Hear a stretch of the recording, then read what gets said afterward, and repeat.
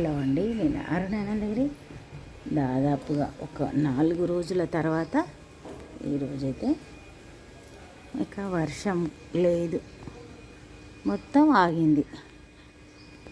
మొన్న ఒక వారం రోజులు దాదాపుగా సన్నపు ముసురు పడ్డది, ఒక్కరోజు రెస్ట్ ఇచ్చింది. మళ్ళీ ఓ 3-4 రోజులు ఏకదాటిగా 4 రోజులు పడ్డట్టుంది. మళ్ళీ వల్ల వర్షం లేదు. అక్కడ చూడండి ఉడత, అది చూడండి పక్షులన్నీ ఇప్పటిదాకా వెళ్ళినాయి నేను ముగ్గులేయంగా. అయితే వర్షాకాలం ఇక వర్షం పడితేనే మంచిది. రేకుల మీద చూడండి ఉడతలు మంచిగా ఆడుకుంటున్నాయి. అయితే పక్షులన్నీ కూడా చాలా సంతోషంగా ఎగిరిపోయినట్టున్నాయి. ఇప్పటిదాకా చాలా పోయినాయి. ఇక సడన్గా చూపించాలంటే కోతులు కూడా తిరుగుతున్నాయి కాబట్టి మొబైల్ బయటకు తీస్తలేను. అంతకుముందు అయితే ఇక్కడ పెట్టేదాన్ని. ఇక ఇట్లా ఉంది. అంటే ఊరికే వర్షం పడితే కూడా ఇక పక్షులు గుట్ల నుండి బయటకు వెళ్ళలేదు, మనం కూడా ఇంట్లోనే ఉన్నాం. సరే ఇక మరి అవి చూడండి కాకులే, ఎక్కువ కాకులే కనిపిస్తున్నాయి ఈరోజైతే. రామచిలుకలు ఇంకా రాలే, దాదాపుగా 7 తర్వాతనే బయటకు వస్తాయి. వాళ్ళ కొంచెం ఎండ, సూర్యుడు వచ్చే సూచన కనిపిస్తుంది. మరి సరే ఇప్పుడైతే ఇంట్లోకి వెళ్దాం. హలో అండి, నేను అరుణానందగిరి. ఇక ఈరోజు సండే, మరి సండే రోజు నేను అగ్నిహోత్రం చేస్తున్నా. అయితే దాదాపుగా 2-3 వారాల నుండి చేయలే. ఇక్కడ మోకాలు నొప్పి ఉండే, దాంతో ఫోల్డింగ్ చేయరాక ఇక చేయలే. సరే ఈరోజు చేద్దాం అనుకున్నా, కానీ అన్ని పనులు చేసి వచ్చి ఇక్కడ అగ్నిహోత్రం మీద కూర్చున్నా. ఇక ఇప్పుడు స్టార్ట్ చేద్దాం. అయితే 2015లో నేను యోగా క్లాస్కి పోయినప్పుడు అక్కడ వాళ్ళు నేర్పించిండ్రు. అక్కడ వాళ్ళు చేసిన విధానాన్ని బట్టి నేను ఇక్కడ మన ఇంట్లో కూడా 2-3 సార్లు యోగా గురూజీని రమ్మని చేయించిన. ఇక తత్సంగులాగా కూడా పెట్టినాం. కొందరిని పిలిచి వాళ్ళను వట్టిగా పంపించకుండా తాంబూలం ఇచ్చి, తర్వాత ఇంకా పండు సిర అట్లా చేసేదాన్ని. ఇంకా రాను నేనే నేర్చుకొని చేస్తున్నా. అయితే ఇన్ని సంవత్సరాల నుండి ఒక్కరోజు కూడా నేను పూలు పెట్టడం మర్చిపోలే. కానీ ఇప్పుడు కూర్చున్నా, పూలు పెట్టడం మర్చిపోయినా. ఇక మా వారు స్నానానికి పోయినరు. ఇక ఇప్పుడు అగ్నిహోత్రం మీద కూర్చున్నా అంటే ఇదివరకు ఎప్పుడు లేవలే. అందుకని పుష్పాలు లేకున్నా కూడా చేయడానికి ప్రయత్నం చేస్తాం. మరి దత్తాయ నమః, ఓం ద్రాం ఓం గురు దత్తాయ నమః, ఓం ద్రాం ఓం గురు దత్తాయ నమః. ఇక ఈ దత్త మంత్రం గురువుకు సంబంధించింది కదా. ఇది చేయకముందే నేను ఇక్కడ కూర్చున్నప్పుడే ఆల్రెడీ అంతకుముందే మన పూజా రూమ్లో పూజ అయింది. తర్వాత ఇక్కడ వచ్చి కూర్చున్న తర్వాత కూడా విఘ్నేశ్వరుణ్ణి మరి నవగ్రహ స్తోత్రం అవి 2 కూడా పఠించడం జరిగింది. ఇప్పుడు అగ్నిహోత్రం స్టార్ట్ చేద్దాం. ముందుగా అయితే మహామృత్యుంజయ మంత్రం, తర్వాత గాయత్రి మంత్రం. ఇక్కడైతే గాయత్రి మంత్రం చదివేటప్పుడు బాగా ప్రజ్వరిల్లుతుంది. అంటే అగ్ని ఇట్లా ఎగిసిపడుతున్నట్టుగా అలలు వస్తాయి. ఇక భలే ఆ మంత్రానికి ఎంత శక్తి ఉంటుంది అనేది కొన్ని మనం ప్రత్యక్షంగా చూసినప్పుడే అది అర్థమవుతుంది. ఇక సరే ఇప్పుడైతే మహామృత్యుంజయ మంత్రం, గాయత్రి మంత్రం, తర్వాత ఆహుతి సమర్పణతోటి మన అగ్నిహోత్రాన్ని అయితే సంపూర్ణం చేసుకుందాం. ఇక చాలా 3 వీక్స్ అయింది, ఈరోజు మళ్ళీ చేస్తున్నా. ఇక చాలా సంతోషంగా ఉంది. ఇక చూడండి గాయత్రి మంత్రం తోటి ఇట్లా ప్రజ్వరిల్తూ ఉంటుంది. ఒక చాలా ఇట్లా అగ్నికీలలు చాలా తీవ్రంగా ఇట్లా ఎగిసిపడ్డట్టుగా వస్తూ ఉంటాయి. ఇక ఒక్కొక్కసారి మనం వాడే పదాలు కూడా స్టాండర్డ్ తక్కువ ఉంటే కూడా బాగుండదు. అందుకని ఇట్లా అగ్నిహోత్రం చేసేటప్పుడు కొన్ని నియమాలు నిబంధనలు పాటించుకుంటూ మరి ఆహుతి సమర్పణ చేసి ఇక్కడ బెల్లం నివేదిస్తా నేను నైవేద్యంగా. ఇక బయటకు వెళ్ళి సూర్యునికి అర్ఘ్యమిచ్చి మరి అక్కడ మనకు సూర్య ప్రతిమ ఉంది, అక్కడ కూడా హారతి ఇచ్చి ఇక ఇవన్నీ చేస్తా. అయితే అంతకుముందు అయితే మన ఈ హాల్ అంతా ఒకటే ఉండే కాబట్టి అప్పుడు కొంచెం కన్వీనియంట్గా ఉంటుండే. ఇప్పుడు ఏదైనా మర్చిపోతే మళ్ళీ తెచ్చుకుంటూ కష్టం ఉంది. ఇక మొత్తానికి ఆహుతి సమర్పణ చేసి ఇక్కడైతే హారతి ఇస్తున్నా. హారతి ఇచ్చి బయటకు వెళ్ళి ఆర్గ్యం ఇద్దాం. ఇక సంపూర్ణమైనట్టే. ఇక టీ పెట్టిన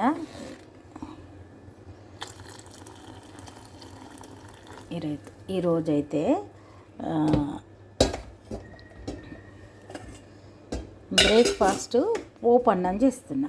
ఇక ఇదివరకు చూపించిన కాబట్టి ఇంకేం చూపించా. ఇక చూడండి వెల్లుల్లిపాయలతోటి గుమ్మలాడే పోనన్నం రెడీ అయింది. అయితే ఇక రాత్రి వండిన అన్నం అయితేనే చేయాలి.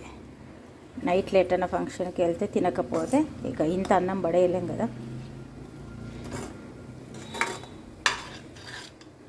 మస్తు సూపర్ ఉంటే ఒక్క మెతుకు కూడా లేకుండా అయిపోతుంది. ఇప్పుడు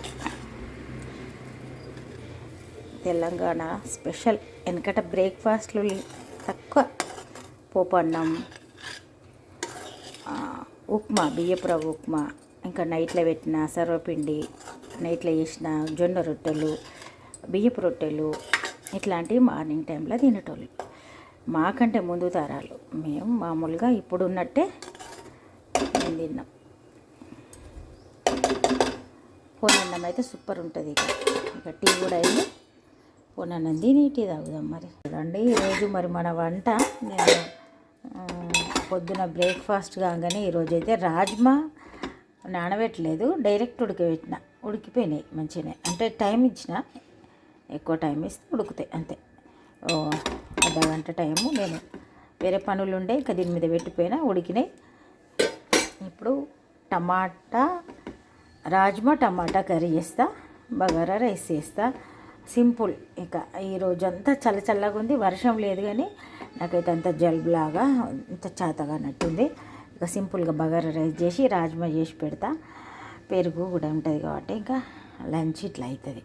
ఒక్కొక్కసారి అన్నీ చేస్తూ ఉంటాం. అయితే ఇప్పుడు ఈ సీజన్లో చిన్న వస్తువులకు మనం ఏదైనా పూజా ద్రవ్యాలు కానీ అన్నిటికీ బూజు వచ్చినట్టుగా అవుతూ ఉంటుంది.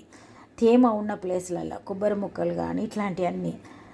ఇక పూజ రూమ్లో కొంచెం అట్లా ఉంటే అన్నీ నీట్గా చేసేసరికి నాకు కొంత జలుబులాగా అనిపించింది. అట్లాంటివి క్లీన్ చేసినప్పుడు ఎప్పుడైనా డెటాల్ పెట్టి హ్యాండ్ వాష్ చేసుకోవడం, ఎంత జాగ్రత్త తీసుకున్నా కొన్ని అట్లా అవుతూ ఉంటాయి. అందుకని ఇంత చేతగానట్టుంది. ఇక డోలో 650 వేసుకున్నా. ఇక ఇప్పుడు ఇవి వాటర్ బంద్ చేసి మరి అన్నీ కట్ చేసి పెట్టినా చేసేద్దాం. అంటే ఇట్లా అన్నీ కట్ చేసి పెట్టుకున్నా టకటక చేసేద్దాం. మరి అయితే మనం నాన్ వెజ్ ఎక్కువసార్లు రెగ్యులర్గా తెస్తూ ఉంటారు. ఒక్కొక్కసారి ప్రతి వారం తెచ్చినట్టుగానే, ఒక్కొక్కసారి ఇంకా వాళ్ళు బయటకు వెళ్ళేది ఉంటే ఇంట్లో తినరు అని అనిపిస్తే ఇంకా తేరు అంతే.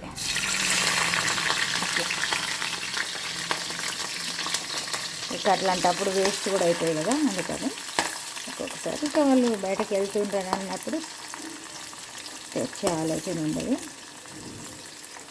ఇక కొంచెం రైతా కూడా చేసుకుంటే సరిపోతుంది. రాజ్మా టమాటా బగారా రైస్ రైతా ఇంత నేను చేసే వంటకం. అయితే దీంట్లో నేను ఈరోజైతే స్పైసెస్ వేసి చేస్తున్నా. ఇక ఇవన్నీ ఇక చూడండి, సాజీరా, లవంగాలు, దాల్చిన చెక్క, ఇలాచి, బగారా పూలు, బగారా ఆకు అంతే. అల్లం వెల్లుల్లి పేస్ట్. దీంతో మన కర్రీ సూపర్గా అసలు ఈ స్పైసెస్ వేసి చేస్తున్నా కాబట్టి మనకు నాన్ వెజ్ తిన్నట్టుగానే ఉంటుంది. అదే ఫ్లేవర్ తోటి ఉంటుంది. కాకపోతే వెజిటేరియన్.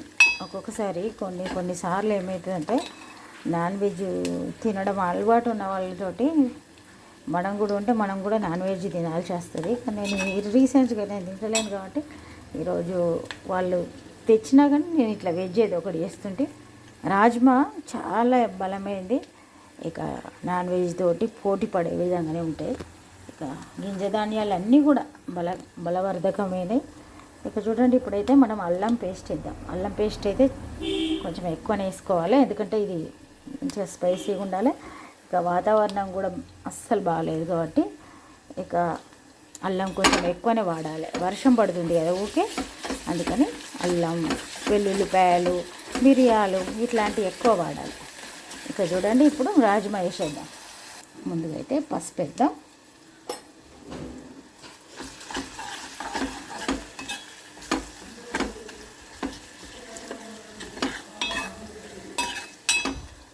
ఇక పసుపు, మిరప్పొడి ఇవైతే మనం పట్టించినవి వాడతాం, కొన్ని అస్సలు వాడడం. మంచి ఆరోగ్యానికి మెయిన్గా మిరప్పొడి, పసుపు బాగా కల్తీ జరుగుతుంది కదా, అందుకని జాగ్రత్తగా ఉండాలి. అయితే కొత్తిమీర లాస్ట్కి వేద్దామని అనుకుంటున్నా. మెంతి, కొత్తిమీర ఇప్పుడు సీజన్లో ఇక తొందరనే పాడవుతూ ఉంటాయి ఫ్రిడ్జ్లో ఉన్నా. కానీ నిన్న ఎక్కువ మెంతి గుండా వేస్ట్ అవుతుందని నిన్న వేయాల్సి వచ్చింది. ఒక్కొక్కసారి తెల్లారేసరికి ఉంచితే పాడవుతాయి. ఇక చూడండి, గింజ ధాన్యాలు చాలా బలవర్ధకమైనవి, తినాలి. పెసర్లతోటి కూడా ఉడకబెట్టి కర్రీ చేస్తారు. అదేదో కర్రీ అంటారు, మర్చిపోయినా నేను. బటర్ వేసి చేస్తారు, భలే ఉంటుంది. ఇక పెసర్లు ఉడకబెట్టి ఇక కర్రీ చేస్తారు.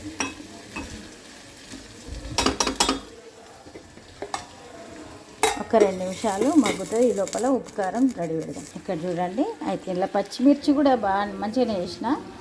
ఇక టమాటాలు కూడా వేస్తారు 2, అందుకని ఉప్పు కారం వేస్తున్నా కరెక్ట్ ఉండాలని. అయితే గింజధాన్యం అయినా కానీ దీనికి కూడా కరెక్ట్ ఉండాలి.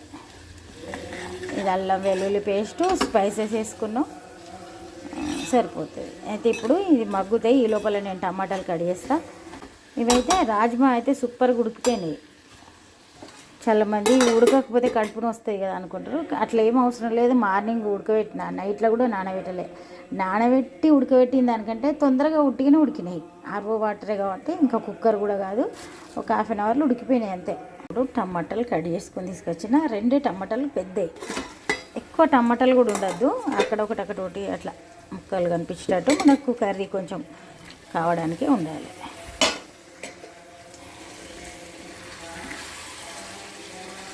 అయితే ఎప్పుడైనా ఇక కర్రీస్ ఇట్లా చేస్తున్నా అంటే ఇంట్లో వాళ్ళు ఎటో పోతారు, వాళ్ళది గ్యారెంటీ ఇంట్లో తినరు. అట్లాంటప్పుడు ఏదో ఒకటి అయితే చేసి ఉంచితే ఇక వాళ్ళు అటు ఒకవేళ ఇప్పుడు వెళ్ళినా ఈవినింగ్ అక్కడికి వస్తుంది.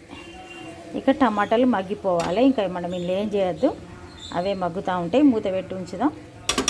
టమాటా మగ్గిన తర్వాత మీకు ఇష్టం ఉంటే గరం మసాలా వేసుకోవచ్చు. నాకైతే ఇంట్లో అల్లం వెల్లుల్లి పేస్ట్ ఎక్కువ వేసిన, స్పైసెస్ వేసిన కాబట్టి కరెక్ట్ ఉంటుంది. చేసేది మళ్ళీ బగారా రైస్ కాబట్టి దానికి కరెక్ట్ సెట్ అవుతుంది. అంటే ఇక్కడ టమాటాలు మగ్గినాయా అని చెక్ చేసి నేను కొన్ని వాటర్ వేసిన. ఇట్లా ఈ గంటతోటి ఒక 2 గంటలు వేసుకోవాలి అంతే. ఇక వేస్తే ఆ టమాటాలు ఇంకా టోటల్గా మగ్గిపోతాయి. ఈ పీసెస్ అనేది కొంచెం మెత్తగా కావాలి కదా, అందుకని వేసిన. ఇప్పుడు కొత్తిమీర వేసుకుందాం ఫైనల్గా. మరి బంద్ చేసేటప్పుడు మళ్ళీ వేసేటప్పుడు పైన వేసేటప్పుడు ఓన్లీ ఆకులే ఉంచుకోవాలి. ఈ కాడలు అట్లాంటివి ఇట్లా వేస్తే మంచిగా వేసిన తర్వాత ఇక కాడలు అట్లాంటివి ఉంటే కొత్తిమీర అవి కూడా కమ్మటి వాసన వస్తాయి. ఇక ఉడకాలి, ఉడికితే మంచిగా ఉంటుంది, అందుకని వేసిన. మొత్తానికి ఒక స్పైసీ కర్రీ మనకు. అయితే నాన్ వెజ్ చేయకున్నా కానీ మనకు దాంతో పోటీ పడే విధంగా మంచి హెల్దీ ఐటెం అనుకోవచ్చు, బలమైనది. ఇంకా అన్నిటికీ ఓకే. ఇది మనం రైతా చేస్తుంది ఇక్కడైతే. ఇక రైతా కూడా కలిపి పెడతా, బగారా చేద్దాం. ఇక చూడండి, బగారాకు మళ్ళీ సేమ్ స్పైసెస్ అన్నీ రెడీ చేసుకున్నాం.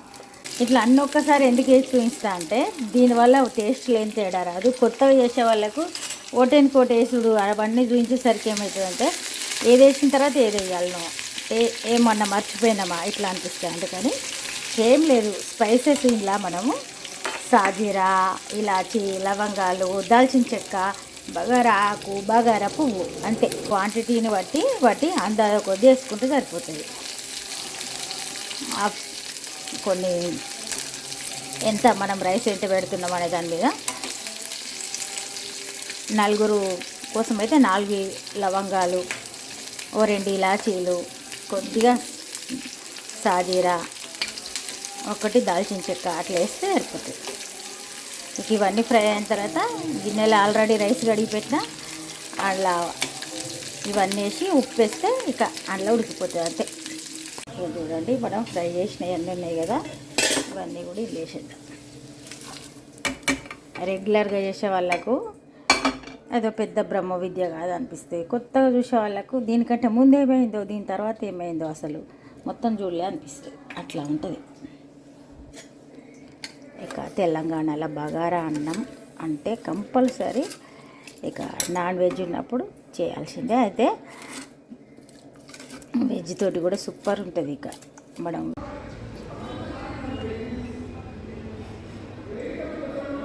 అసలు డోర్ల నుంచి బయటకే రాలేదు, వెళ్ళిపోయింది చూడండి. అప్పుడు కూడా వచ్చినట్టుంది, వచ్చి తినిపోయినట్టుంది. సరే ఇంకా తింటే సంతోషమే. నేను అక్కడ దూరం ఉందేమో అనుకున్నా కానీ సరే ఇక మళ్ళీ సౌండ్ చేస్తే అస్సలు చూడొద్దు, అవి తినిపోతాయి.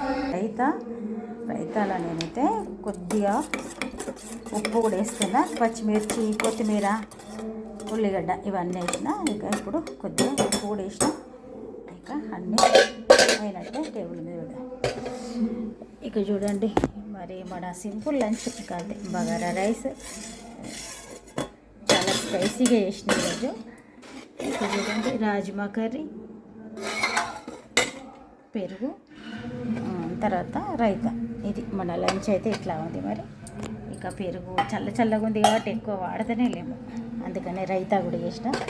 సరే ఇక ఇప్పుడైతే కొంచెంసేపు అయిన తర్వాత లంచ్ చేద్దాం. ఇక మన లంచ్ అయితే ఇట్లా ఉంది. మరి